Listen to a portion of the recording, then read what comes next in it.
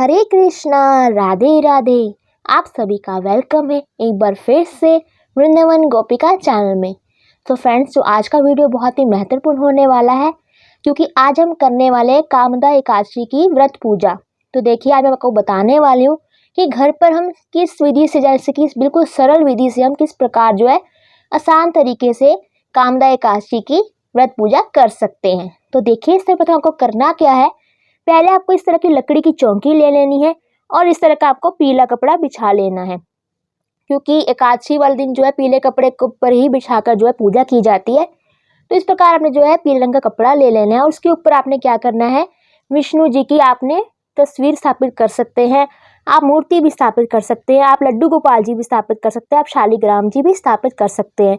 और मैंने यहाँ पर जो है तस्वीर स्थापित कर रखी है। तो देखिए, सर्वप्रथम हमें क्या करना है, इस तरह के जो हमें तिल ले लेने हैं। ये देखिए, क्योंकि मैं पहले यहाँ पे आसन दे चुकी हूँ। इस तस्वीर को स्थापित करने से पहले यहाँ मैंने आसन दिया था तिल का। ये देखिए, तिल आते हैं इस तरह के। तो तिल का आपने आसन देना है इस पूजा में।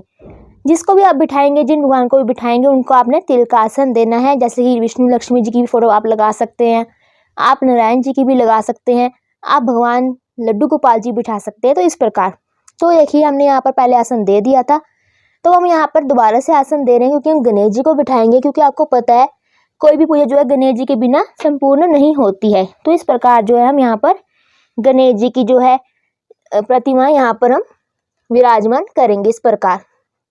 क्योंकि आपको पता है, जो चावल होते हैं वो निषेध होते हैं। एकादशी वाले दिन चावलों का प्रयोग बिल्कुल भी नहीं किया जाता है, पूजा में भी और ऐसे भोजन में भी। तो इस प्रकार हमने चावलों की जगह पर तिल का प्रयोग करना है। तो देखिए, हमने यहाँ पर स्थापित कर दिया, गणेश जी भी कर दिया है और हमने विष्णु लक्ष्मी जी की तस्वीर भी स्थापित यहाँ पे कर रखी है। अब इनका हम करेंगे स्वागत। तो देखिए, सर्वप्रथम हमें क्या करना है, हमें यहाँ पर जल ले लेना है इस प्रकार और इनको हम यहाँ पर स्नान कराएंगे। देखिए, इस प्रकार स्नान करा देंगे यहाँ पर हम। और स्नान कराने के बाद हम क्या करेंगे, हम तिलक। तो तिलक देखिए हमने किस प्रकार करना है। इस तरह हम जो है यहाँ पे रोली ले लेंगे और यहाँ पे सर्वप्रथम गणेश जी का तिलक करेंगे और फिर यहाँ पर हम चंदन का भी तिलक कर देंगे। और उसी प्रकार हमें जो है विष्णु लक्ष्मी जी की जो हमने तस्वीर रखी है उनका भी तिलक हम इस प्रकार जो है कर देंगे।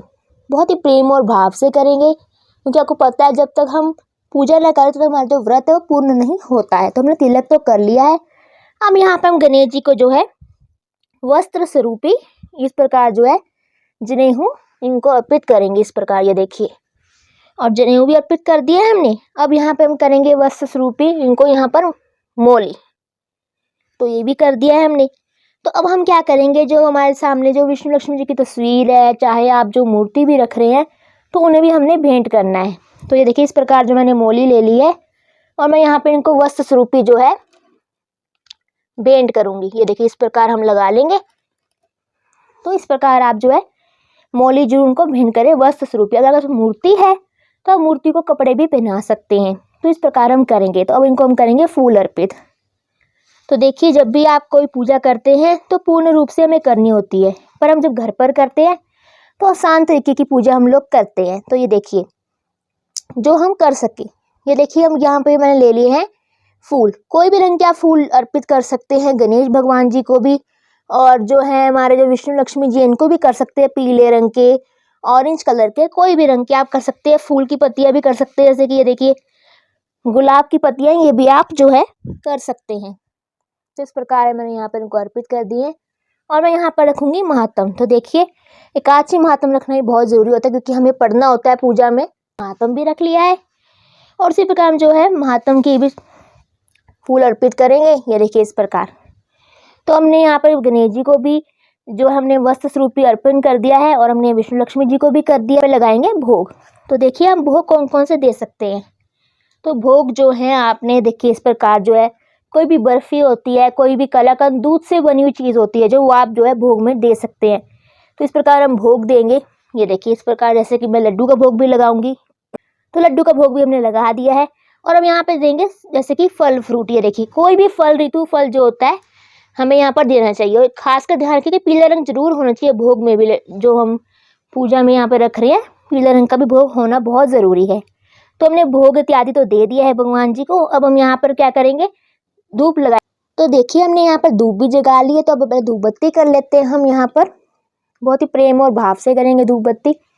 और धूप बत्ती हमने कर ली है और यहाँ पर हम रखेंगे धूप को। और उसी प्रकार जो हम यहाँ पर अब जोत जगाएंगे, तो देखिए जब भी आप भगवान की पूजा अर्चना करते हैं तो प्रेम और भाव से करें, पूरे विधि विधान से करें। जो मैं आपको पूजा बता रही हूँ, सरल विधि बता रही हूँ, जो हम घर पर आसानी से कर सकते हैं। तो उसी प्रकार मैंने यहाँ पे जोत भी लगा ली है। तो ध्यान दें कि जब भी आप जोत लगाते हैं तो उसमें आप देसी घी की जोत लगाएं। और देखिए जोत जब भी आप लगाएंगे तो आपने ध्यान देना, जो आप यूज़ कर रहे हैं, यहाँ पे इस्तेमाल कर रहे हैं, इस तरह का जो दीप है, तो पीतल का होना चाहिए या फिर माटी का होना चाहिए। तो चलिए जो हम यहाँ पर आरती कर लेते हैं भगवान जी की। तो कोई भी आरती जो आपको आती हो वो आप कर सकते हैं इस प्रकार।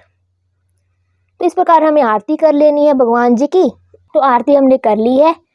और देखिए इस बात का ध्यान दें कि हमें जब भी भोग भी देना है, हमें जो भी विष्णु भगवान जी को भी देना है, तो उसमें तुलसी होनी बहुत ज़रूरी है। क्योंकि हमारे गोपाल जी हो गए, विष्णु भगवान जी हो गए, वो बिना तुलसी के भोग नहीं लगाते हैं। और आपने एक बात का और ध्यान देना है कि जो तुलसी आप प्रयोग में ला रहे हैं, वो तुलसी आप एक दिन पहले ही तोड़ लें। क्योंकि जो तुलसी होती है उसे एकादशी वाले दिन नहीं तोड़ा जाता, ना ही संडे वाले दिन तोड़ा जाता है। ये 2 दिन ऐसे होते हैं जिसे हमें जो है तुलसी नहीं तोड़नी होती है। तो इस प्रकार जो आप है तुलसी पहले ही तोड़ लें और भोग में जरूर तुलसी डालें। तो इस प्रकार आपने जो है पूजा करनी है कामदा एकादशी की। और आपने इस दिन जो है कामदा एकादशी का महात्म, जिसे कथा भी कहा जाता है, वो आपने पढ़ना है। वो किस प्रकार पढ़ना है, तो इस प्रकार आपको जो है फूल ले लेना है हाथ में, इस प्रकार सीधे हाथ में। और इस हाथ में फूल पकड़कर जो आपको है आपने महात्म पढ़ना है। और महात्म वो जो है बहुत ही महत्वपूर्ण रूप से पढ़ना है, ताकि आपका जो व्रत है वो पूर्ण हो सके। कि बिना महात्म पढ़े जो है व्रत जो है पूर्ण नहीं होता है। तो ये सब थी जो चीज़ें हमें करनी थी। बहुत ही सरल पूजा विधि मैंने आपको बताई है। और इस दिन जो है आपने फलाहार व्रत रखना है, आपको पता होगा। क्योंकि इस दिन जो है विशेष रूप से चावलों का प्रयोग नहीं किया जाता है। जो लोग व्रत नहीं भी रख पा रहे हैं, कोई हेल्थ इश्यूज़ है, तो कृपा करके वो जो है चावलों का प्रयोग ना करें। हाँ, वो पूजा कर सकते हैं पूरा विधि विधान से। कई बार होता हम व्रत नहीं रख पाते हैं, पर यह है कि आप पूजा और महात्म जरूर पढ़ें इस दिन, ताकि आपको फल मिल सके कामदा एकादशी का।